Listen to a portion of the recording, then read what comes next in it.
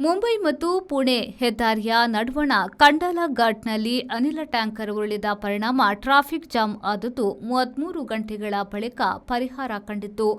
ಮುಂಬೈ ಪುಣೆ ಹೆದ್ದಾರಿಯ ಅದೋಸಿ ಸುರಂಗ ಮಾರ್ಗದ ಬಳಿ ಅನಿಲ ಟ್ಯಾಂಕರ್ ಉರುಳಿತ್ತು. ಅಪಾಯಕಾರಿ ಅನಿಲ ಸೋರಿಕೆ ಕಂಡುದರಿಂದ ರಾಷ್ಟ್ರೀಯ ಮತ್ತು ರಾಜ್ಯ ವಿಪತ್ತು ನಿರ್ವಹಣಾ ತಂಡಗಳವರು ಅಲ್ಲಿ ಕೂಡಲೇ ಸುತ್ತುವರೆದು ಅನಿಲದ ಅಪಾಯ ಆಗದಂತೆ ಕಾರ್ಯನಿರ್ವಹಿಸಿದ್ರು. ಇದರ ನಡುವೆ ಆಚೀಚೆ 30 ಕಿಲೋಮೀಟರ್ಗಳಷ್ಟು ದೂರಕ್ಕೆ ಟ್ರಾಫಿಕ್ ಜಾಮ್ ಉಂಟಾಯಿತು. ಅದರಲ್ಲಿ ಸಿಕ್ಕಿಬಿದ್ದವರು ಜಾಮ್ ಬಂದ್ ಹೋಗಲೇ ಕುಡಿಯಲು ನೀರು ಕೂಡ ಸಿಗದೆ ಪರಿತಪಿಸಿದ್ರು. ಅಂತೂ ಇಂತೂ 33 ಗಂಟೆಗಳ ಬಳಿಕ ಟ್ರಾಫಿಕ್ ಸಮಸ್ಯೆ ಪರಿಹಾರ ಕಂಡು ವಾಹನ ಸವಾರರು ನಿಟ್ಟುಸಿರು ಬಿಟ್ಟು ತಮ್ಮ ದಾರಿಯನ್ನ ಹಿಡಿದರು.